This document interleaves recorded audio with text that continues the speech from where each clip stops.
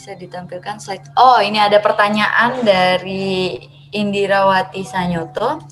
Bisa ditampilkan slide berdiam, bergeser, berinteraksi. Oke, sebentar ya.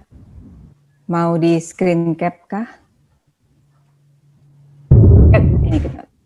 Ya, silahkan. Berdiam, bergeser, atau bergerak dan berinteraksi.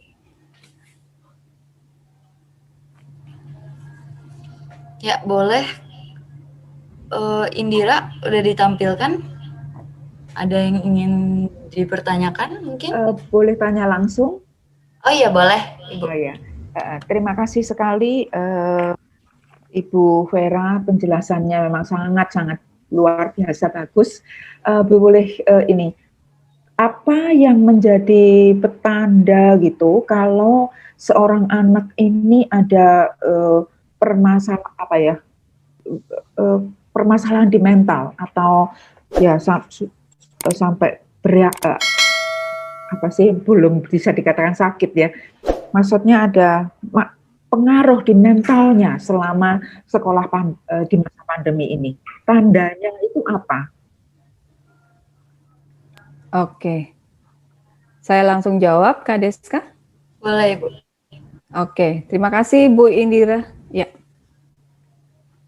Oke, saya coba jawab ya. Jadi tanda-tandanya tuh sebenarnya, sebentar, saya sambil nyari, saya juga punya slide yang mungkin bisa membantu menjawab itu. Sebentar ya, jadi kalau yang Bu Indira tanyakan kan, jadi apa sih tanda-tandanya kalau si anak ini mulai terganggu kesehatan mentalnya.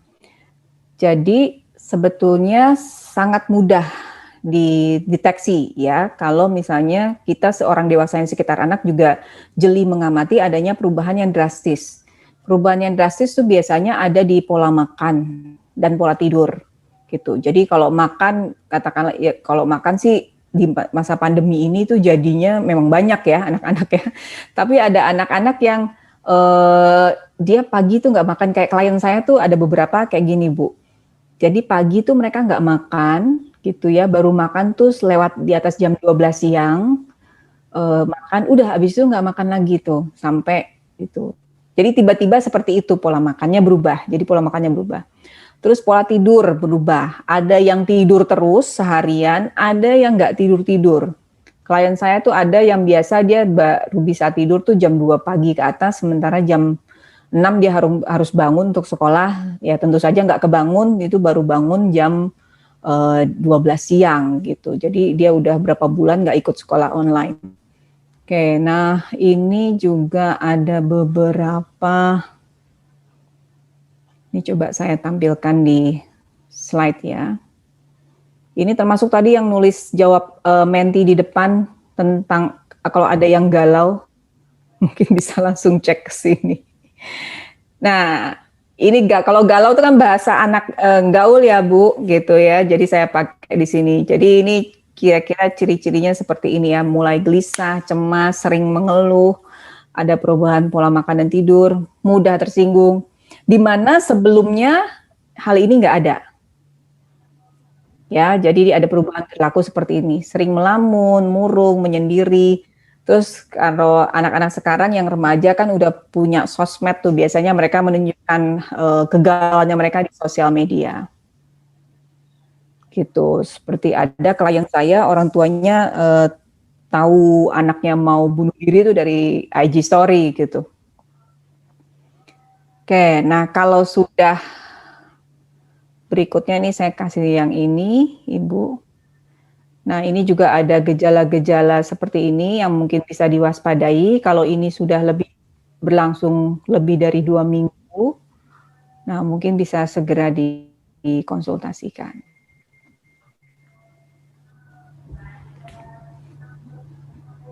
Bisa di screen cap aja mungkin biar.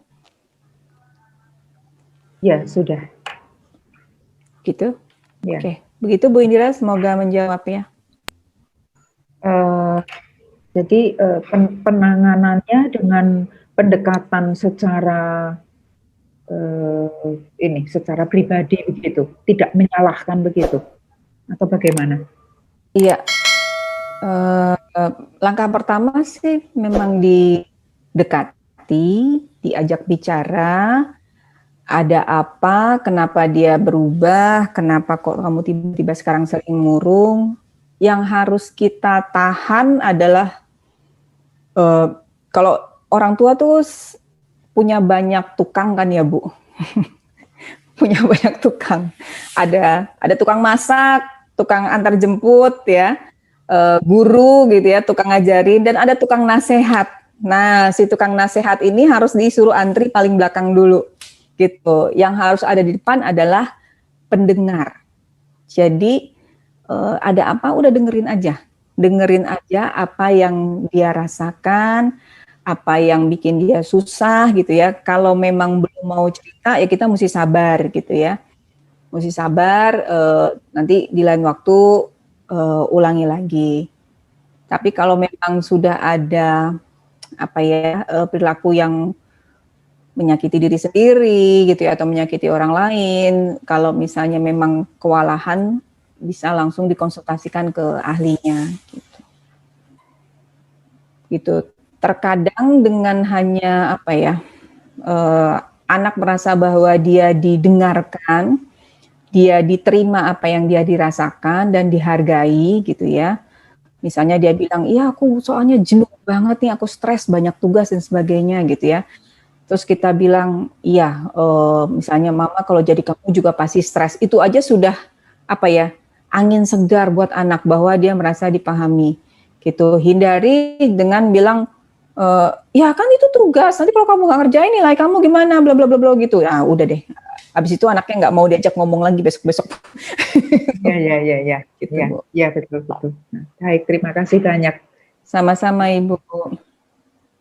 Terima kasih kepada Ibu Indirawati. Semoga jawabannya dapat menjawab pertanyaan Ibu ya, Bu. Ya, boleh yang ingin bertanya, kita masih buka di forum chat untuk tanya jawab ya. Boleh ke Precious One, boleh juga ke Ibu Vera. Baik, Bu Vera. Nah, di sini ada pertanyaan dari Anggrek, bagaimana mendampingi anak yang sudah remaja atau SMA? Mungkin ada beda penanganan ya Bu, yang kita tahu bahwa anak remaja dan SMA kan mungkin sudah ada sosmed, juga ada waktu untuk teman-teman juga. Nah itu bagaimana mendampinginya gitu. Oke. Ya. Nah ini tadi Ibu siapa yang nanya? Ibu Anggrek ya? Bu Anggrek. Oke. Nah, ini kebetulan anak saya juga remaja nih, SMA nih ya. Oke, saya jangan pernah kita berpikir bahwa oh SMA udah lebih gede, udah lebih emosinya lebih ini, enggak juga gitu ya. Justru di masa pandemi sekarang, kalau saya lihat sepertinya yang anak-anak level SMP akhir sampai SMA itu yang kayaknya lebih butuh perjuangan untuk melewati masa pandemi ini, di mana mereka ternyata kebutuhannya paling banyak dipangkas gitu ya, kebutuhan untuk bersosialisasi, terus kalau kita lihat SMA kan itu masa-masa menginjak umur 17 ya, di mana mereka punya KTP, punya SIM gitu, yang harusnya mereka mungkin sudah bisa kemana-mana kalau tidak pandemi gitu ya. Udah punya SIM nih, wah udah bisa bawa kendaraan kemana-kemana. Terus ada acara-acara Sweet 17 harusnya banyak ya di tahun-tahun kemarin atau tahun ini gitu. Nah itu hilang semua. Jadi yang perlu kita sadari adalah bahwa masa ini juga tidak mudah buat mereka gitu ya. Setiap orang bergulat dengan emosinya masing-masing. Tidak hanya kita orang tuanya tapi anak-anak juga. Nah, bedanya kalau kita di orang dewasa, kita bisa menenangkan diri dengan kemampuan kita sendiri. Karena kita sudah dilengkapi dengan skill itu, dengan kemampuan itu.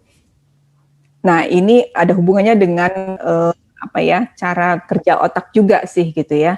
Nah, jadi kalau saya umpamakan, mungkin bisa sambil ditiru, angkat tangan kanan atau tangan kirinya, umpamakan tangan kita ini kayak otak gitu ya. Ini pergelangan tangan itu adalah batang otak, si telapak tangan ini otak belakang, Terus yang si jempol ini adalah sistem limbik yang di dalamnya ada hipokampus, ada amigdala gini ya. Jadi ini yang mengatur emosi. Lalu si 4 jari ini adalah korteks, bagian otak yang bergelombang itu yang di atas gitu ya. Nah, kalau lihat dari samping agak-agak mirip otak ya. Dimirip-miripin lah. Oke. Nah, bagian depan di frontal lobe nih yang di sini kita itu adalah bagian yang membantu kita untuk mengambil keputusan, memikirkan konsekuensi ke depan gitu ya. Jadi, oh kalau saya lakukan ini, konsekuensinya adalah A. Oh kalau saya lakukan itu, konsekuensinya adalah B. Ini itu ada di bagian depan sini. Bagian depan sini itu baru selesai di usia, baru selesai atau baru bisa berfungsi optimal itu di usia 20 tahunan. Jadi 20 sampai 25 tahun, itu baru bisa berfungsi optimal. Sebelumnya, siapa yang mempengaruhi perilaku atau keputusan kita? Si amigdala, yaitu emosi. Gitu. Jadi, coba deh kita ingat-ingat yang mungkin sudah lewat masa remajanya sekarang ya. Coba ingat-ingat dulu waktu remaja pernah nggak melakukan sesuatu hal yang kalau dipikir-pikir lagi sekarang, kok aku dulu nggak mikir panjang ya? Kok aku bisa se-stupid itu ya dulu gitu? Nah, itu karena ini. Si bagian depan ini belum selesai. Jadi diumpamakan kalau sedang emosi, itu seperti seolah si bagian depan ini tuh kayak ngeflip gitu loh, ngablak gitu ya, kebuka. Sehingga tidak bisa diajak berpikir, sehingga semua keputusan dan perilaku dikendalikan oleh emosi. Gitu. Jadi itu tidak mengherankan kenapa anak remaja ada yang udah tahu misalnya merokok itu merusak kesehatan gitu ya, tapi begitu temennya bilang, alah gitu aja nggak berani, alah satu aja kan nggak apa-apa, sebatu batang aja nggak apa-apa gitu. Ini langsung terbuka, langsung kepancing emosinya, dia lakukanlah gitu. Nah, apa implikasinya ke mendampingi anak yang remaja ketika belajar? Nah, ketika mereka emosi, pasti banyak tuh emosinya ya, tugas banyak, bosen dan sebagainya. Itu yang kita lakukan adalah membantu ini supaya turun, sehingga mereka bisa tenang lagi. Kita orang dewasa ini turun sendiri. Contohnya, kayak masuk mall gitu ya, masuk mall ternyata banyak yang sale gitu ya. Ini ibu-ibu nih. Banyak brand-brand tertentu yang favorit kita sale. Wah, langsung kebuka, blak gitu ya. Wah, sale 75%, 80% gitu ya. Atau belanja online gitu ya, semua lagi sale, flash sale di mana-mana. Gitu, ini kebuka. Tapi kita sebagai orang dewasa, kita bisa tarik nafas, tunggu. Uangnya kan dipakai buat ini, itu. Nah, kita bisa langsung turun. Tapi kalau di remaja ini agak sulit untuk turun. Turunnya gimana? Ya, ketika mereka didengarkan, kita misalnya tadi Bu Anggrek anaknya ngomel-ngomel tentang tugas dan apa segala macam, didengerin aja Bu. Dengan didengerin itu udah turun sedikit. Terus kita menerima apa yang dirasakan, kita memahami apa yang dirasakan. Kamu kelihatannya bete banget ya, itu turun lagi. Gitu ya. Mama tahu pasti kalau tugasnya banyak pasti bete banget deh. Turun lagi. Nah, begitu ini sudah tenang, dia sudah bisa berpikir lebih logis dan berpikir lebih rasional. Oke, terus dia bisa bilang nanti, oke udah deh, aku coba kerjain aja deh, satu-satu, nanti juga selesai. Terkadang seperti itu, jadi kita cuma modal dengerin aja. Cuma modal mendengarkan dan kadang tidak harus secara verbal kita ungkapkan ya, bisa duduk di sampingnya, usap-usap punggungnya, belai-belai rambutnya. Walaupun kelihatannya kalau anak udah SMA tuh kayak udah nggak butuh gitu ya Bu, gitu ya, udah nggak butuh kayaknya dia nggak nyaman dipeluk-peluk, tapi ketika momennya pas, misalnya dia lagi ngerjain tugas, kita di sampingnya elus-elus gitu ya, kecup keningnya sedikit, atau sediain cemilan, sediain minuman favoritnya dia gitu, itu juga suatu bentuk pendampingan yang bisa membuat anak merasa lebih positif. Begitu Bu Anggrek. Baik, Ibu Anggrek bagaimana? Apakah terjawab pertanyaannya? Ya, tapi benar sih Bu, terkadang kita ngeluh, padahal kita tahu sebenarnya kita harus menyelesaikan tugas. Cuman mungkin hanya butuh didengarkan dan di ngertiin aja sebenarnya. benar. Juga sebenarnya anak SMA udah ngerasa punya tanggung jawab kan di sekolah, bagaimana mereka harus menyelesaikan tugas-tugasnya Iya, gitu. cuma butuh wadah aja. Ya benar sekali Bu. Kalau udah keruh malah tambah dimarah-marahin itu jadinya nggak mood buat nyelesain malah. Ya, sering kali orang tua tuh berpikirnya ketika anak mengeluh, oh saya sebagai orang tua harus segera menolong, harus memberikan solusi. Padahal enggak kok, enggak seharus begitu. Cukup dengan jadi wadah sudah membantu. Betul sekali Ibu. Itu berlaku untuk anak kuliahan juga sepertinya ya. Yang pada masih ngeluh-ngeluh pengen butuh tempat cerita sebenarnya. Ya. Baik, kita lanjut ke pertanyaan selanjutnya nih. Dari Ibu Adisti Indri, Assalamualaikum siang Bu, mau minta masukan untuk menangani anak usia dini yang kerap menampakkan sikap tantrum dalam pembelajaran online. Dalam hal ini saya sebagai guru anak usia dini dan ada program video call di taman kanak-kanak kami. Sebetulnya dari kami senyamannya aja untuk mengikuti kegiatan, tak ada paksaan, tetapi dari orang tua anak mewajibkan anaknya ikut kegiatan sekolah. Bahkan mungkin sampai meminta ganti hari saat tidak bisa. Kondisi orang tua anak dua-duanya bekerja. Terima kasih Ibu atas masukannya. Oke, mungkin daripada anak tidak ada kerjaan saat orang tua bekerja, jadi lebih baik sekolah aja gitu ya Bu ya. Oke, baik Ibu Vera dipersilahkan untuk menjawab. Oke, jadi ini Bu Adisti sebagai guru ya? Iya. Oke, sebagai guru. Oke, memang untuk usia dini dalam hal belajar online itu memang struggle banget ya. Saya kebetulan di suatu sekolah melakukan akhirnya biasanya observasi langsung di kelas, tapi karena belajarnya online jadinya ya observasinya juga online. Itu juga kasihan jadinya sama gurunya karena anak-anaknya ada yang sambil tiduran, ada yang sambil ngedot, ada yang sambil lari-lari kanan kiri, jangan ngintip-ngintip gitu ya. Tapi ya memang begitu gitu ya. Sekali lagi tadi kita mesti bisa mengatur ekspektasi sesuai dengan usia dan kemampuannya anak. Nah kalau untuk PAUD memang kita tidak bisa sepenuhnya memaksakan anak untuk berada di depan layar gitu ya. Terlebih juga anak mungkin terbiasa melihat laptop, handphone itu sebagai sarana bermain, bukan sarana belajar gitu. Terus juga tidak adanya personal touch dengan antar guru sama anak untuk anak usia dini itu sangat berpengaruh gitu ya. Jadi kan dia hanya karena terbiasa nonton aja, ini siapa sih kok nggak kenal gitu. Jadi mungkin ketika ketika ditanya nggak jawab, jadi kurang ada ikatan emosional dengan gurunya yang ada tampil di layar gitu. Nah, saran saya sih memang kalau sebisa mungkin betul kata Bu Adisti tidak dipaksakan gitu ya. Jadi senyamannya saja. Nah, ini kan kendalanya di orang tuanya ya, yang bekerja tadi seperti Kak Deska bilang ya, daripada anak yang nggak ngapa-ngapain gitu ya. Gitu. Nah, ini ada beberapa hal yang bisa dilakukan, alternatif pilihannya ya. Yang pertama itu untuk PAUD sebaiknya ada semacam kayak sesi individual dengan antar guru dengan anak, dengan satu anak. Jadi tidak langsung secara klasikal ketemu di layar bareng-bareng dengan anak yang lain. Gitu. Jadi video call one on one satu guru dengan satu anak ini untuk apa? Untuk sekedar ngobrol, membiasakan anak dengan muka gurunya, dengan suara gurunya. Jadi ada personal touch di situ. Buatlah secara rutin sampai si anak ini terbiasa dengan kelas online. Terus bisa juga dalam bentuk luring. Jadi kalau misalnya si anaknya tidak bisa ikut sesi pada saat kelas online-nya berlangsung, mungkin ada aktivitas yang bisa dikirimkan ke rumah sehingga ketika anaknya ada waktu kosong bisa dikerjakan oleh anak gitu. Entah aktivitasnya berupa worksheet atau berupa sesuatu yang harus dia buat, art and craft dan sebagainya. Gitu. Jadi dikirimkan ke rumah. Gitu.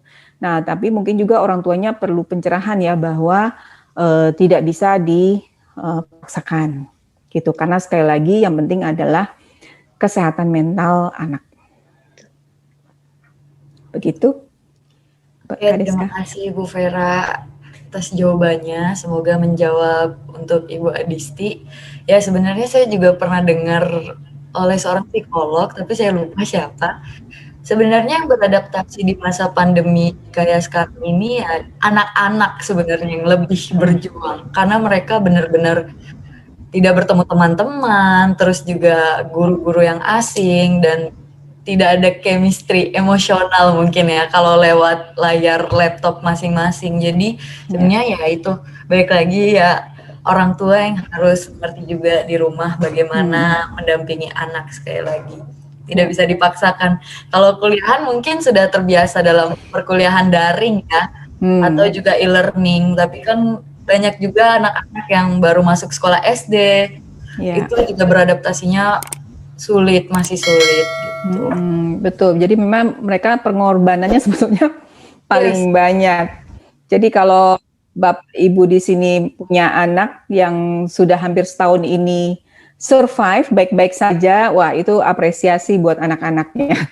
Gitu. Benar sekali Ibu. Ya. Kebetulan saya juga punya ponakan baru masuk SD dan itu kasihan banget rasanya, kelihatan sepi, apalagi kalau orang tua bekerja gitu. Ya kita sebagai keluarga di rumah yang mendampingi adik-adik yang masih berjuang ya. Baik, kita lanjut ke pertanyaan selanjutnya dari Ibu Ayu Hartati. Nah ini nyambung nih pertanyaannya. Ibu, saya punya keponakan kelas 3 dan 4 SD. Nah, sama kita posisinya sebagai tante yang berjuang ya. Tapi dia kalau mau ikut kelas Zoom, serasa males banget. Dan harus tunjuk terus gimana caranya buat anak semangat ikut belajar via Zoom dan semangat mengerjakan PR. Boleh kepada Vera dipersilahkan. Oke, ini untuk Ibu, Tante ya ini ya. Untuk Tante Ayu. Untuk Tante Ayu, bisa mungkin minta disarankan ke sekolahnya soal tadi ya, apa namanya, sesi individual dengan guru, supaya anak lebih nyaman dengan gurunya, dimintakan untuk itu. Terus, sebentar, saya cari satu slide lagi yang mungkin bisa membantu. Nah, gimana supaya mereka nggak malas-malesan dan termotivasi? Sebetulnya itu sepertinya ada sesuatu yang bergejolak ya, yang kita mesti ngerti juga ada sesuatu yang bergejolak di balik perilaku malas dan sebagainya. Ini sudah terlihat belum? Screen saya sudah ya. Nah, jadi semua orang bergelut dengan emosi masing-masing termasuk anak. Nah, untuk Tante Ayu, kalau keponakannya males-malesan, ya, coba lakukan 5 langkah ini. Nah, ini mungkin bisa berlaku juga untuk yang belum punya anak, atau untuk diri sendiri ini juga bisa. Ya, jadi ada yang namanya 5 Steps of Emotion Coaching. Ini saya ambil dari John Gottman. Jadi 5 langkah untuk mengelola emosi. Oke. Jadi ketika tadi ponakannya males-malesan, uring-uringan ya, nggak mau belajar online, itu Tante Ayu kan pasti udah menyadari, wah dia mulai uring-uringan lagi nih. Jadi sadari emosi yang ditunjukkan anak. Oh dia udah mulai males-malesan lagi nih, mau berulah lagi nih gitu ya, step 1. Sadari emosi anak dan juga sadari emosi kita sendiri. Oke. Nah, step 2-nya itu adalah memandang momen itu sebagai kesempatan untuk mengajarkan anak mengelola emosi atau sebagai kesempatan untuk menjalin hubungan yang dekat dengan anak. Oke. Tapi tidak semudah itu, Ferguso ya, geser dari step 1 ke step 2. John Gottman nggak membahas nih ya, tapi prakteknya dari apa yang saya praktekkan dari para klien itu nggak semudah itu step 1 terus pindah ke step 2. Karena ketika melihat anak mulai uring-uringan, kita pun ikut terpancing. Aduh, kok dia begini lagi sih gitu ya. Langsung kita ikut emosi juga. Nah, kalau kita ikut emosi juga, nggak bisa masuk tuh ke step 2. Jadi antara step 1 ke step 2 itu seringkali kita butuh jeda. Jeda waktu untuk ambil nafas, cuci muka dulu, menenangkan supaya kita tidak terbawa ke emosinya si anak. Ya, baru masuk ke step 2. Lalu di step 3, bantu si anak untuk secara verbal mengeluarkan atau memberi nama kepada emosi yang dia rasakan. Nah, ini penting ya. Itu kan seolah-olah kayak kita ngeluarin nih barangnya ke depan kita supaya kita tahu apa yang harus dilakukan dengan barang ini gitu ya. Jadi jangan dipendam gitu, dikeluarin dulu. Nah, ini caranya gimana? Tante Ayu bisa bilang ke ponakannya, kamu kelihatannya males ya, kamu bete ya mau belajar online gitu ya. Nah, dengan kita mancing gitu biasanya si anak yang kalau misalnya udah kelas 3, kelas 4 SD kan berarti udah lancar ya komunikasinya, dia akan bilang, "Iya nih aku bete nih, aku bosen belajar terus, belajar online terus." Nah, itu dia mulai secara verbal mengeluarkan, dengerin aja gitu, biarkan dia keluarkan. Lalu di step keempat, nah ini kita lakukan kita komunikasikan bahwa kita bisa memahami apa yang dirasakan.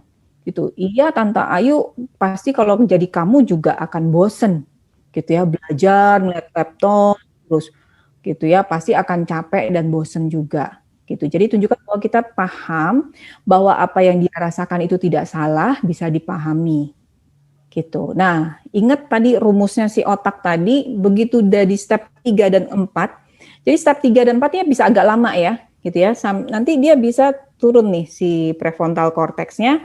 Jadi tenang, kalau dia udah tenang, bisa masuk ke step 5.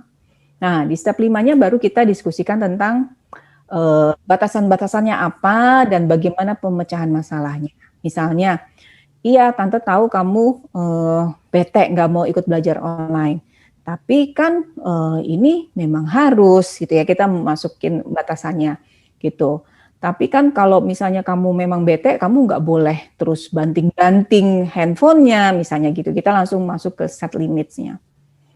Terus lalu kita ajak bareng-bareng.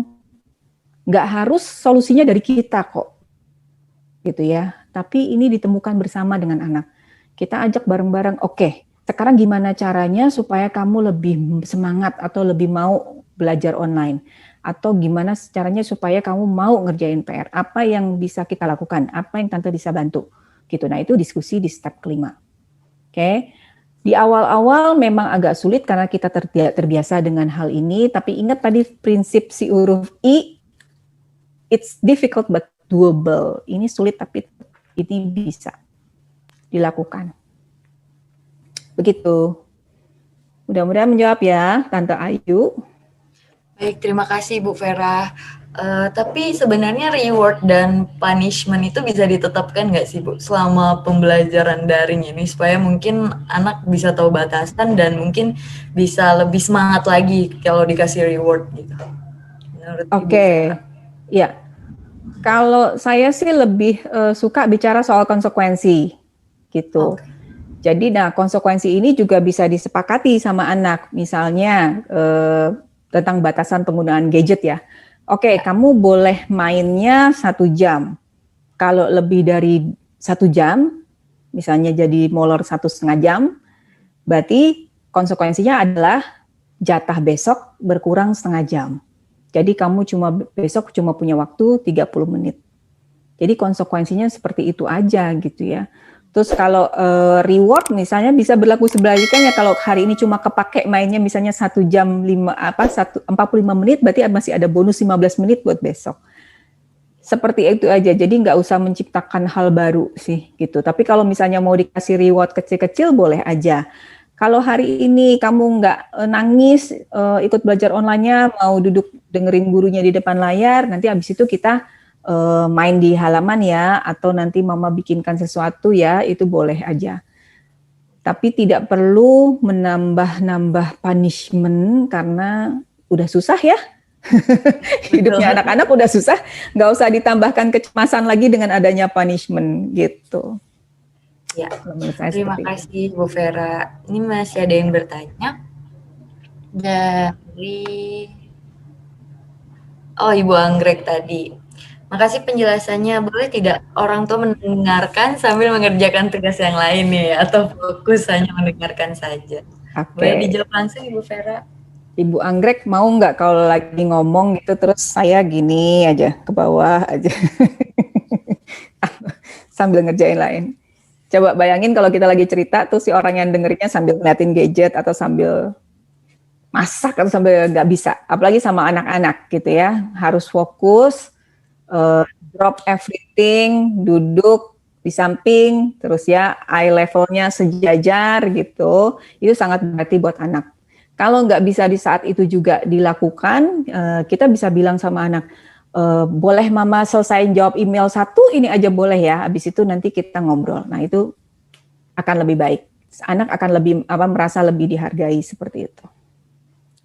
Ya, betul sekali Bu Vera. Balik lagi ke diri sendiri juga ya sebenarnya. Kalau kita curhat, tapi partner kita nggak mendengarkan dengan baik, serasa diacuhkan mungkin ya. Iya. Apalagi anak-anak mungkin fokusnya akan terbelah pastinya ya, ketika orang tuanya tidak eye contact sama dia. Oke, terima kasih Bu Vera. Kita lanjut ke next question dari Hot Trainee. Apakah tepat jika anak sudah lelah dan jenuh belajar online, kita izinkan untuk membolos? Karena jika dipaksakan sepertinya anak juga sudah kelelahan dan sedang di titik jenuh. Waduh, posisi serba salah sepertinya ya. Boleh langsung dijawab Ibu Vera, saya juga penasaran nih. Oke, nggak usah online ya. Kalau lagi belajar sekolah sebelum pandemi juga kalau memang capek, bolos-bolos aja sih. Kalau saya kebetulan aliran orang tua yang seperti itu. Kalau misalnya dia memang butuh, ya kayak kita kerja ya, kalau kita bekerja, kita jenuh. Saya juga sebagai psikolog, kadang kalau misalnya saya udah merasa, oh kayaknya saya udah capek nih gitu ya, saya akan ambil cuti gitu. Biasanya dalam setahun malah 3 bulan cutinya. Bisa 3 bulan cutinya untuk istirahat, untuk self care dan sebagainya. Begitu juga anak-anak ketika dia mau capek gitu ya, dia bilang aku bolos boleh nggak mah? Oke, boleh aja, asal disadari betul konsekuensinya apa ketika dia bolos gitu ya. Misalnya dia bolos les gitu, katakanlah belajar online-nya bentuknya les. Berarti kan mesti cari hari pengganti dan sebagainya. Kalau dia misalnya siap, ya udah deh, oke, nggak apa-apa, cari ganti. Atau ketika misalnya bolos sekolah online terus nanti dampaknya harus ada tugas ekstra yang harus dia kerjakan, asalkan dia menyadari tanggung jawabnya, konsekuensinya, oke, fine, nggak apa-apa gitu. Apalagi kalau misalnya anak yang PAUD ya, itu mah bolos sekali-sekali juga nggak masalah karena bebannya belum terlalu besar. Begitu. Wah, beruntung sekali, harusnya semua orang tua mengikuti seminar seperti ini ya. Tidak ada paksaan untuk anak sendirinya gitu. Iya, tapi gini Kak Deska, kadang-kadang nih kan karena belajar online kan uang sekolah nggak diskon ya. Iya, benar. Nih ada orang tua yang merasa kalau bolos rugi bayar. Aduh gitu. Yang penting anaknya sehat mental lah, itu aja. Benar. Kerja juga jenuh, dan walaupun sekolah itu wajib ya, tapi kan juga itu rutinitas yang dilakukan dari Senin sampai Jumat, bahkan ada yang Sabtu, dan itu pastinya jenuh sekali gitu. Ya, betul. Betul sekali. Terima kasih Ibu Vera. Lanjutkan kepada pertanyaan selanjutnya dari Kak Dias. Bu Vera, bagaimana cara mengajari anak yang tunarungu agar dapat tertib dalam menggunakan gadget? Oke, boleh langsung dijawab Ibu Vera. Oke, tunarungunya levelnya seperti apa nih ya? Tidak ada penjelasan. Kalau menurut saya sih sama aja dengan anak yang tidak ada masalah ya, gitu ya, tidak ada kemampuan khususnya gitu ya. Jadi sama aja, cuma mungkin cara penyajiannya, cara penyampaiannya mesti dibedakan. Untuk tunarungu mungkin kita nggak bisa terlalu banyak verbal gitu ya, butuh lebih banyak secara visual, jadi butuh gambar. Tapi ini anak-anak yang usia dini juga karena mereka lebih dominan visual, belajarnya juga kadang kita pakai gambar juga. Jadi bisa pakai jadwal di kertas warna-warni gitu ya, supaya menarik perhatian anak. Kita bisa bikin jadwalnya tadi mungkin di screen yang tadi juga ada ya. Sebentar saya cariin lagi. Contohnya, maaf.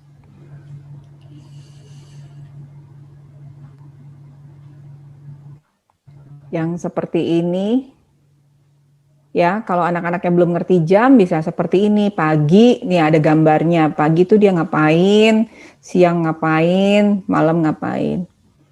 Oke, terus kalau misalnya sudah mengerti jam, bisa yang bentuknya lebih seperti ini. Nah, jadi dibuat visual aja gitu. Tapi belum berarti juga kalau sudah visual dia tidak butuh diingatkan, masih diingatkan. Gitu ya. Seperti itu. Baik, terima kasih Bu Vera. Tapi kalau misalnya anak SMA mungkin atau SMP itu udah pinter main HP nih dengan alasan, aduh ini tuh sekolah online lagi sekolah gitu kan, banyak banget alasan. Nah kita nggak tahu kalau terlalu mengganggu privasi takutnya, kalau terlalu ngecek atau apa.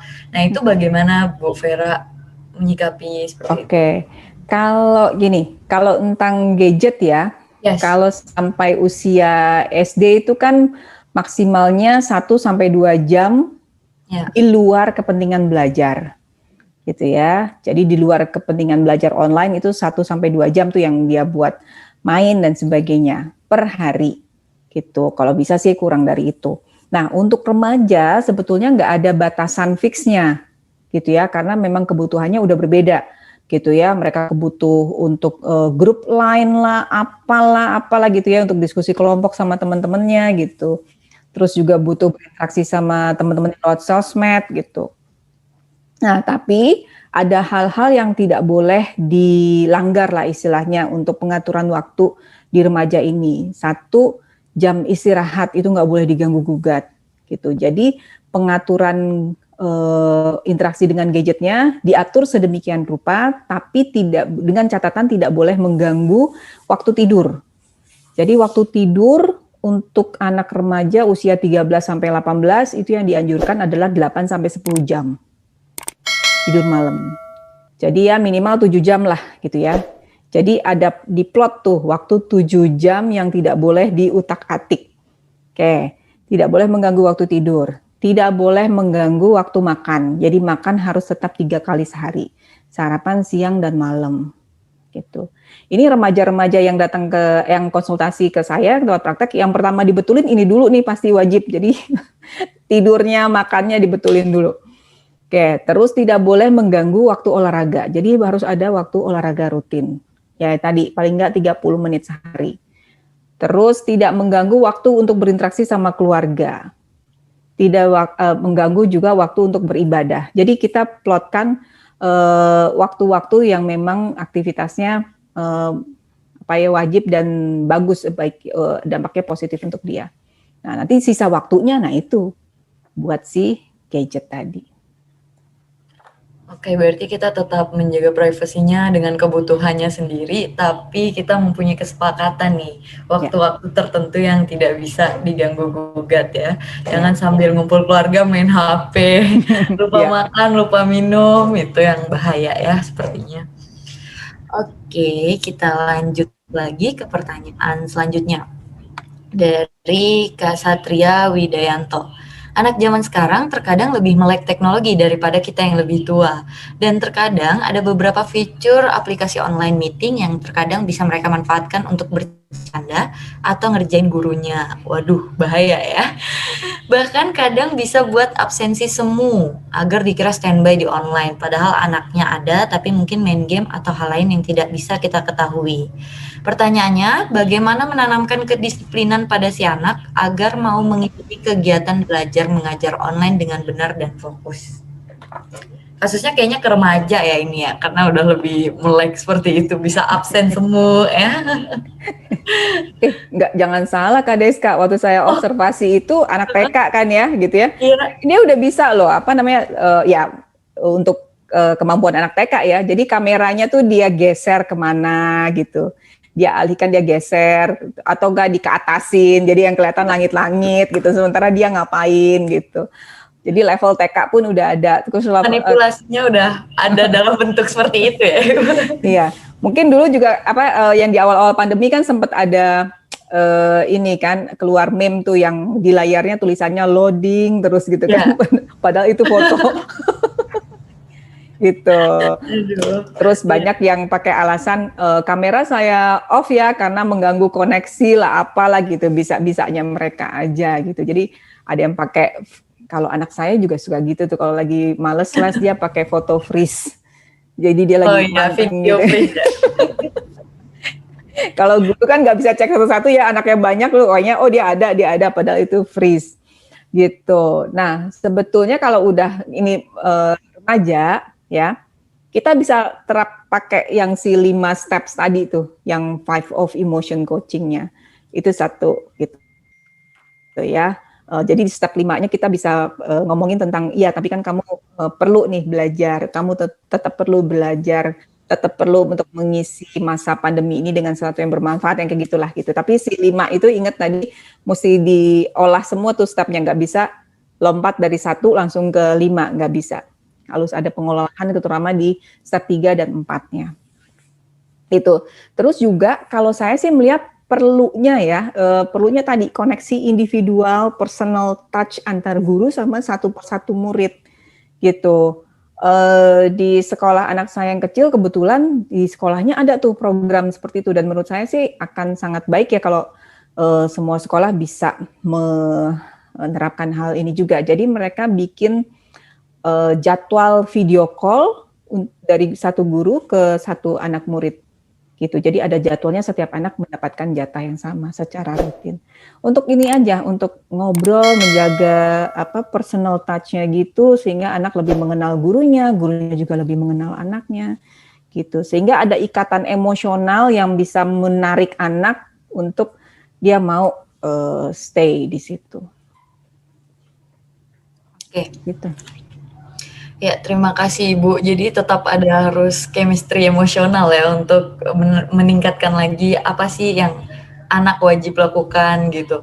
Iya, dan khususnya untuk remaja sebagai dari sisi guru ya juga perlu saya rasa sih perlu tahu juga, perlu paham juga kenapa sih dia kayak gitu, kenapa sih dia matiin layarnya terus dia melakukan hal yang lain gitu. Pasti kan ada sesuatu tuh gitu. Kalau si anak ini bisa merasakan bahwa gurunya mau mengerti, mau mendengarkan, pasti dia akan lebih lengket gitu. Benar Ibu, iya betul. Dari sekian banyak murid kan pasti ada satu yang kita kenapa nih bertanya-tanya kenapa, pasti ada alasan tertentu di belakang itu ya. Iya. Oke, semoga menjawab ya Kak Satria. Terima kasih pertanyaannya. Nanti kalau nggak dijawab disabotase nih kita sebenarnya kalau nggak dijawab. Tapi sebenarnya Kak Satria ini lagi curhat sepertinya ya. Mungkin semasa perkuliahan sering nge-freeze video ya. Tapi nggak apa-apa sih kalau sekali-sekali jenuh, yang penting sambil ngerjain ya di balik kamera itu. Oke, selanjutnya pertanyaan dari Fernando Gotama. Anak kuliah ditanya sekolah anak kalau ditanya sekolah apa ada kesulitan, pasti jawabnya nggak ada. Ternyata hasil rapot merah nggak lolos KKM.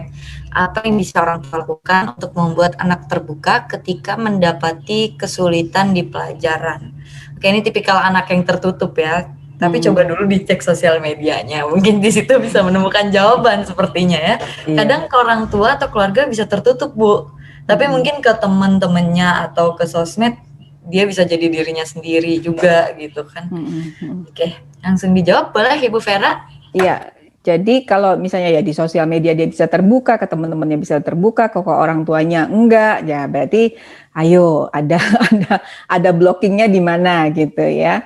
Jadi sebagai orang tua memang kita perlu refleksi diri gitu ya, perlu introspeksi diri juga, evaluasi apa yang saya lakukan selama ini, kenapa kok dia nggak mau ngomong gitu ya.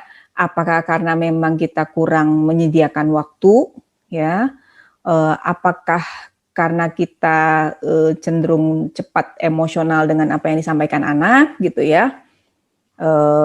Emosional tuh belum tentu berupa kata-kata ya, kadang ketika anak melihat ekspresi muka kita, terus dia baru misalnya panggil mah, pah gitu ya, terus kita langsung gitu kan, belum nggak ngomong apa langsung gitu, anak udah males duluan, ya elah baru juga manggil udah menghela nafas gitu ya. Oke, kita tahu bahwa menjadi orang tua tuh berat, apalagi di masa pandemi sekarang ya, karena pasti terbagi pemikirannya kemana-mana, ke masalah pekerjaan, masalah kekhawatiran akan masa depan, banyak hal yang dipikirkan. Tapi anak butuh kita gitu ya. Jadi mesti refleksi juga, mesti evaluasi juga apakah cara bertanya kita yang selama ini hanya standar aja gitu ya. Gimana, ada PR nggak, susah apa enggak, bisa apa enggak gitu ya. Jangan itu terus sih sebetulnya. Memang iya, concern kita adalah pada pelajarannya gitu ya. Tapi nggak melulu berarti kita harus ketika ngobrol sama anak ngomongin pelajarannya gitu ya. Justru yang dibutuhkan sama anak adalah situasi ngobrol yang nyaman, enak, hangat, sehingga anak kayak ada tempat pulang gitu ya, ada tempat yang dia merasa aman untuk ya nggak usah ngomong, mungkin cuma peluk-peluk aja gitu ya, dia merasa damai, merasa tenang gitu. Sehingga nanti lama-kelamaan hal-hal yang kita pengen tahu itu akan keluar sendiri. Gitu. Jadi cobalah, ini mungkin satu tips yang bisa pakai untuk Pak Fernando gitu ya. Intinya adalah membuat anak nyaman, bisa bicara terbuka dengan kita, orang tuanya. Jadi coba ketika ngobrol sama anak, jangan melulu tentang pelajarannya, tapi cari apa sih yang dia sukai gitu ya. Misalnya dia suka bola gitu, ya udah ngobrolin tentang bola. Atau kalau anaknya sudah punya sosial media, Bapak bisa cek sosial medianya, dia follow akun apa aja gitu. Kalau anak saya misalnya contohnya dia suka film Marvel, dia jadi follow tuh akun Marvel. Nah, saya follow juga si akun Marvel itu. Jadi begitu ada berita terbaru dari Marvel itu, saya udah tahu. Nah, itu jadi bahan obrolan. Trailer filmnya Wonder Woman udah keluar. Wonder Woman itu bukan Marvel, salah. Trailernya Spider-Man udah keluar loh, misalnya gitu ya. Seru ya gitu. Nah, itu ngobrol asik. Nah, itu terus yang dipupuk setiap hari sehingga dia sudah merasa melihat bahwa si ayah enak juga nih ternyata diajak ngobrol.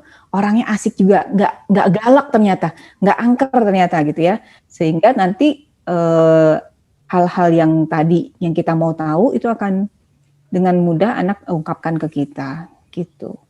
Kadang anak tertutup tentang pelajarannya, kan kita mesti lihat juga kenapa sih gitu ya. Mungkin takut dimarahin ya, atau dia sendiri juga bingung, ini saya sulitnya di mana sih gitu. Dia juga mengalami kebingungan.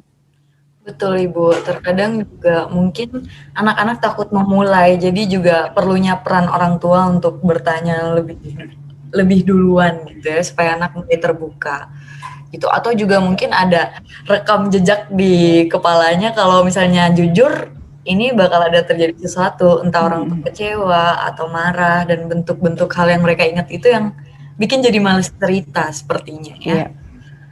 Oke, kita lanjut kembali ke pertanyaan selanjutnya dari Feni. Orang tua berbeda-beda dalam mendampingi anak. Bagaimana caranya agar orang tua bisa optimal dalam mencapai target pembelajaran selama pembelajaran jarak jauh? Oke, bisa dijawab Bu Vera. Oke, intinya sih tadi yang terangkum di kiat tadi ya. Kaknya aku terima, jadi mesti acceptance dulu dengan situasi yang sekarang ini, di mana orang tua mendadak jadi guru, gitu ya. Terus I-nya, ini memang sulit tapi tetap bisa dilakukan, jadi tetap harus optimis bahwa kita bisa gitu ya. Terus A-nya ya atur ekspektasi, jangan sampai memberati anak gitu. Ingat target kita yang paling utama adalah anak sehat mental, ya fisik dan mental. Terus yang T-nya ya orang tua perlu merawat diri sendiri juga supaya enggak berpengaruh pada anak ya. Ketika kitanya enggak sehat secara emosi, tentu keluarnya ke anak juga tidak nyaman, membuat anak tidak nyaman. Gitu, bayangin aja kalau kita naik mobil yang kurang perawatan ya, endut-endutan, mogok gitu, suaranya berisik, kan nggak nyaman gitu. Ya, kita umpamakan orang tua itu mobil. Oke, terima kasih Ibu atas jawabannya. Semoga terjawab ya Kak Feni. Ya baik lagi, sebenarnya ada hikmah juga sih di balik pembelajaran di rumah aja itu mendekatkan emosional anak dan orang tua ya jatuhnya. Iya. Yang tadinya tidak pernah mungkin bercengkrama atau orang tua memasrahkan ke sekolah aja, tapi sekarang jadi terjalin emosional yang bisa lebih dekat lagi gitu. Berarti kalau misalnya orang tua mau belajar itu kan lebih baik ya Bu ya? Iya harus Ya, mau. ya betul sekali Bu. Harus mau gitu. Apalagi dulu-dulu nggak pernah ada tuh ya handbook bagaimana, manual book bagaimana mendampingi anak selama pandemi. Kita ya seumur kita baru pandemi baru kali ini kan kita mengalami gitu. Ya betul Ibu. Jadinya sekarang orang tua pun jadi mulai lebih dekat dengan anak-anak dan mulai lebih perhatian ke anak pastinya ya. Ya. Rizka punya pertanyaan nih Bu. Sekarang kan pandemi ini masih ada tahun ajaran baru, sehingga anak-anak baru mulai masuk ke sekolah. Nah, di situ mungkin ada beberapa anak yang supel, yang gampang terbuka, tapi ada juga yang takut untuk memulai, sehingga sulit menemukan teman. Nah, bagaimanakah peran orang tua untuk anak dapat menemukan teman walaupun selama pembelajaran jarak jauh seperti saat ini? Oke, nah ini kan memang tidak dapat dipungkiri ya. Ya. Sebagus apapun kita buat konteksnya, kita buat medianya, tetap yang namanya belajar sosialisasi itu harus nyebur. harus benar-benar memang ya namanya bersosialisasi harus bersosialize gitu ya. Yang namanya belajar berinteraksi dengan teman ya harus ada peristiwa interaksi dengan temannya. Nah, untuk saat ini kan di masa pandemi ini kan banyak sekali batasan dalam sosialisasi. Anak nggak bisa bertemu langsung, nggak bisa bermain bebas di luar gitu ya. Jadi banyak sekali batasannya. Nah, sebagai orang tua, targetnya memang sosialisasi anak tetap harus terasa gitu. Nah, jadi semaksimal mungkin apa nih yang bisa dilakukan? Entah bikin playdate secara online, atau ada beberapa klien saya yang memang mereka tinggalnya di klaster kecil, sehingga semua satu sama lain sama-sama yakin bahwa kita aman ya secara COVID gitu ya. Jadi anak-anaknya boleh tuh ketemu gitu untuk bersosialisasi, itu bisa dilakukan tergantung situasi rumah masing-masing. Tapi yang sebatas sekarang ya playdate secara online. Gitu. Nah, untuk kalau semacam kayak social skill seperti sopan santun, belajar menunggu giliran, itu saya rasa sih tetap masih bisa diasah di rumah dalam lingkup keluarga kecil gitu ya. Dimana kalau misalnya ada kakak dan adiknya kan dia tetap bisa belajar bergantian mainan gitu ya, menunggu giliran, berbagi gitu ya, sopan dan sebagainya itu bisa tetap terasa di lingkungan keluarga. Berarti peran keluarga dan lingkungan sekitar itu sangat mempengaruhi sekali ya untuk pembelajaran dan sosialisasi anak dalam kondisi pandemi saat ini. Iya. Oke, kita masih buka, mungkin ini pertanyaan terakhir sebelum kita masuk ke acara penutup. Dari Kak Frederick, izin bertanya Bu, di masa belajar online seperti sekarang ini, terkadang orang tua merasa kesulitan mendampingi anak, karena mindset-nya adalah anak sekolah belajar di sekolah bersama guru, bukan orang tua yang full mendampingi anak dalam belajar. Sedikit ada rasa penolakan dalam diri karena peran guru itu kembali kepada orang tua di rumah, tapi tetap membayar biaya sekolah secara penuh. Mengatasi ini bagaimana ya Bu? Apakah benar jika orang tua merasa keberatan dengan peran guru dan mendampingi menjadi lebih besar porsinya dibandingkan guru di sekolah? Waduh, ini masuk ke kata Bu Vera tadi ya, orang tua merasa rugi karena udah bayar full dan uang jajan juga nggak ada dipotong ya sepertinya. Ya, boleh langsung dijawab Ibu Vera. Oke, satu hal yang perlu disadari bareng-bareng gitu ya. Ini kan kita dalam badai yang sama nih gitu ya, badai pandemi yang sama, semua mengalami situasi sulit yang sama dan kita semua tidak menginginkan, tidak ada yang menginginkan hal ini terjadi, tapi toh ini terjadi juga, sehingga butuh saling memahami nih bahwa situasi yang kita jalani sekarang. Ingat tadi jalan jelek yang di depan saya tampilkan di slide, bahwa ya jalannya memang tidak membuat nyaman buat semua orang. Yang saya tahu guru-guru juga menderita loh, karena mereka tidak bisa kangen ketemu anak-anaknya, nggak bisa berinteraksi langsung, terus mereka materi juga pemberian materinya jadi tidak optimal, sehingga banyak ketinggalan dan sebagainya. Dari sisi guru juga sebetulnya ada beban, dan jangan lupa guru juga orang tua gitu ya. Mereka juga punya anak-anak yang di rumahnya mereka juga sekolah online gitu. Jadi kita sama-sama nih. Nah, untuk orang tua memang kan kesannya mendadak jadi guru. Tapi balik lagi tadi, atur ekspektasi kita, termasuk pada diri kita sendiri. Oh, saya kayaknya nggak sabar deh kalau jadi guru. Oh, saya kayaknya nggak bisa deh kalau saya nggak ngerti nih matematika anak sekarang tuh gimana gitu ya. Ya udah, jangan memaksakan untuk bisa mengajarkan anak, jangan memaksakan untuk bisa jadi guru, karena ya terus terang nggak semua orang bisa jadi guru. Saya pun juga merasa tidak cukup sabar untuk jadi guru. Jadi jangan jangan merusak peran kita sebagai orang tua karena kita memaksakan diri untuk bisa jadi guru. Jadi coba realistis dengan kemampuan kita sendiri. Yang penting adalah kita berperan sebagai orang tua yang mendampingi anak, gitu ya. Anak kesulitannya apa, butuhnya dibantu apa. Nah, kalau kita tidak bisa membantu, kita tahu bagaimana caranya untuk memperoleh bantuan itu, gitu ya. Misalnya, aku nggak ngerti nih kayak gini. Aduh, mama juga nggak ngerti itu pelajaran matematika sekarang nggak ngerti. Oke, kita WA guru yuk, nah gitu. Jadi bisa ada kerjasama dan komunikasi yang baik juga dengan guru. Jadi tidak semua serta-merta ada di pundaknya orang tua sih. Jadi berbagi nih bebannya antara orang tua sama guru. Begitu. Itu makanya biaya sekolahnya harus tetap full. Ya, betul. Tapi juga terkadang banyak juga guru-guru yang juga kaget sebenarnya ya, Bu ya. Ada juga guru-guru yang mungkin usianya sudah usia lanjut dan agak kurang paham dengan proses pembelajaran online ini, apalagi sistem e-learning yang beda banget dengan sistem zaman dulu mungkin. Jadi sebenarnya sama-sama berjuang dan tidak ada saling melimpahkan ya, Bu ya, di sini kondisinya. Jadi kerjasama bareng-bareng. Iya, betul sekali, Ibu. Tidak terasa kita sudah 1 jam chit-chat nih, Bu, tentang bagaimana efektif selama pembelajaran di rumah aja. Banyak banget materi dan ilmu yang kita dapat dalam materi pada siang hari ini. Dan yang Deska dapat banget di sini, Bu, yang kena banget di hati, itu adalah kata-kata semua orang bergelut dengan emosinya termasuk anak.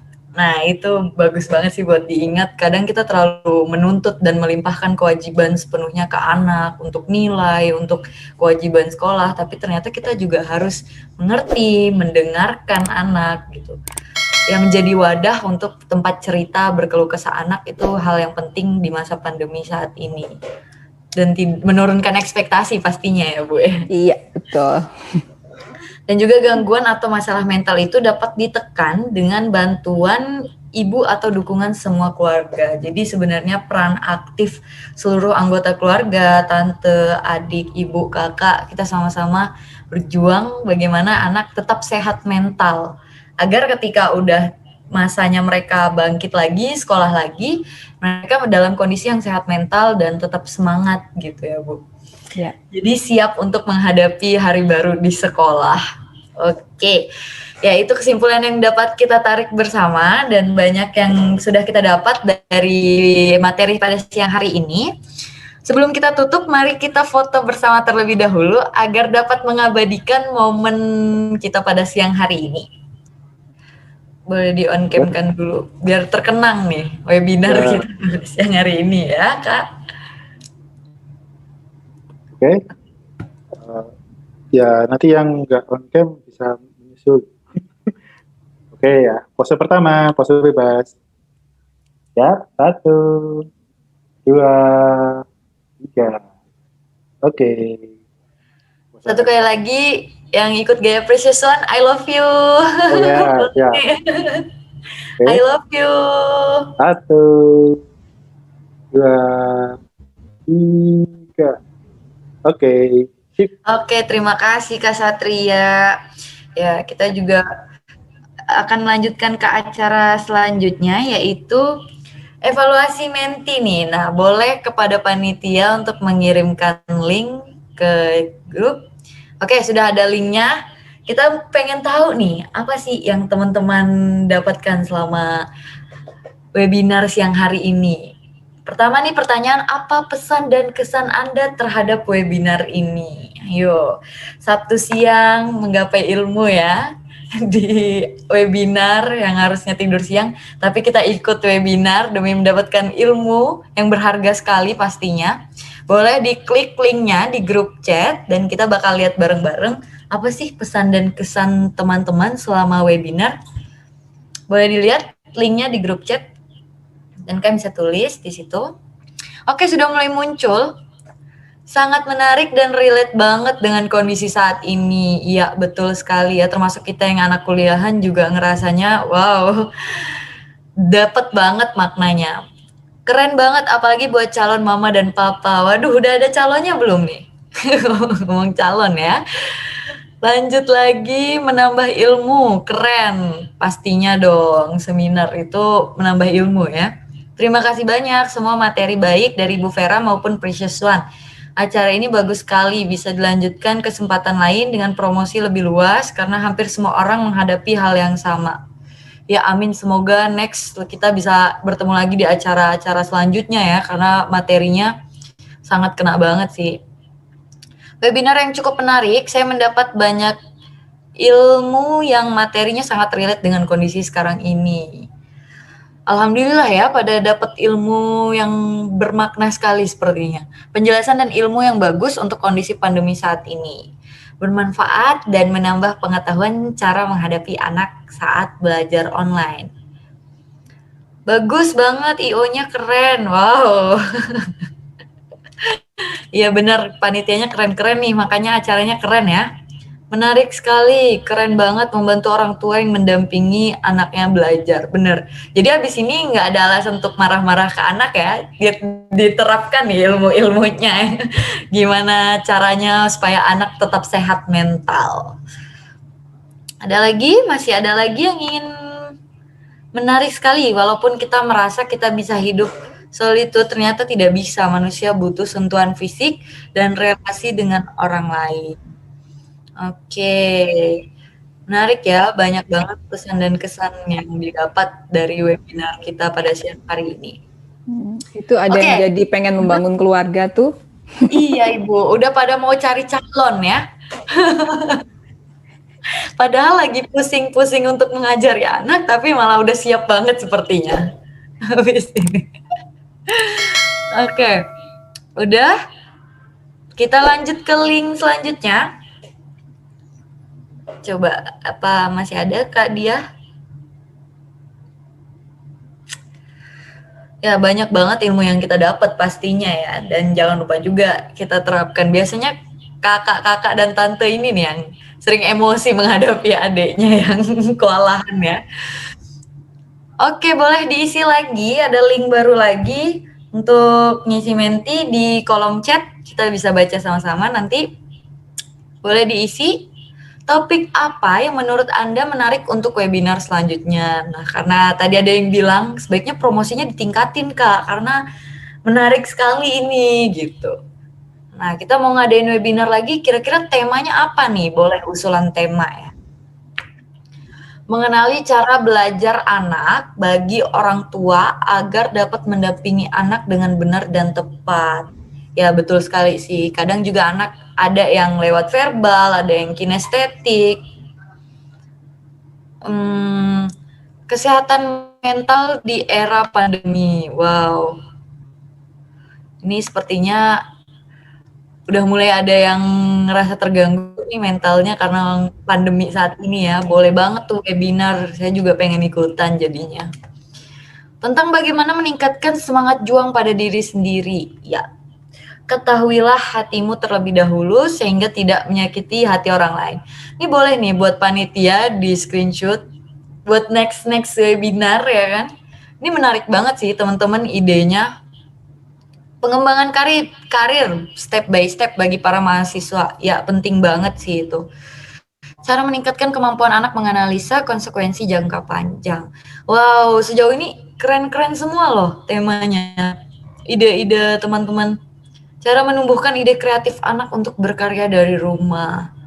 Ya itu menarik sih, karena juga supaya anak tidak jenuh kan kita bisa menciptakan ide-ide baru agar anak tetap kreatif dan mood lagi untuk belajar. Menemukan bakat dan minat anak, oke. Memahami dan menghadapi karakter anak dalam menggapai cita-cita anak. Wow. Beda-beda anak, beda-beda karakter, beda-beda cita-cita. Nah, gimana tuh cara memahaminya? Cara mencintai diri sendiri supaya tidak insecure mungkin ya. Itu penting juga, love yourself. Sociopreneur 5.0. Terus apa lagi nih? Cara mengajar secara online agar menarik dan tidak dicuekin muridnya. Wow, itu penting banget sih itu. Boleh mungkin next webinar ya, tim QAP bisa mengadakan ide-ide mereka untuk diwujudkan supaya kita dapat ilmu lagi. Karena sejujurnya pandemi ini ya kita lebih mudah untuk mendapatkan ilmu walaupun di rumah aja, tapi ya ini salah satu wadahnya itu mengikuti webinar-webinar, salah satunya dari QAP ini. Oke, masih ada lagi. Anak tidak bisa main di luar, maka larinya ke gadget dan PlayStation. Bagaimana membatasi tanpa membuat anak jadi marah dan bosan? Oke, semua ide-idenya menarik loh untuk menjadi topik di webinar selanjutnya. Wah, menjadi PR ya untuk QAP next, supaya kita bisa dapat bertemu lagi nih di webinar-webinar selanjutnya. Oke. Acara selanjutnya yakni kita serahkan kepada Ibu Dea selaku perwakilan Precious One agar dapat memberikan penjelasan mengenai penukaran voucher nih. Oh iya, sebelumnya teman-teman yang ikut seminar ini kan sudah membeli voucher. Nah, itu ada 3 paket ya, 25, 50, dan 75. Nah, itu ada kode uniknya yang sudah kalian terima, ada di voucher di ujung kiri atas. Nah, itu teman-teman bisa langsung transaksi aja lewat website kita www.precious-one.com. Itu sih bisa dimasukin kode vouchernya di situ, lalu bisa langsung transaksi. Oke, itu aja sih singkat. Kalau misalnya masih ada pertanyaan, mungkin bisa ke WA kami, bisa dilihat di Instagram Precious One_catalog. Saya bisa tulis di chat ya. Boleh Ibu. Oke, boleh banget buat teman-teman yang masih penasaran dan banyak pertanyaan. Saya sendiri juga masih penasaran banyak nih dengan Precious One ya pastinya. Bisa ke nomor yang ada sekarang di kolom chat atau juga ke Instagramnya ya Bu. Ya Ibu Dea ya. Oke, itu untuk penukaran voucher bisa di www.precious-one.com. Langsung aja ke websitenya, di situ kalian dapat menukarkan voucher yang sudah kalian beli langsung ya Ibu. Maksudnya voucher bisa langsung terpotong di transaksi gitu ya? Oke, ya. Terima kasih Ibu Dea penjelasannya.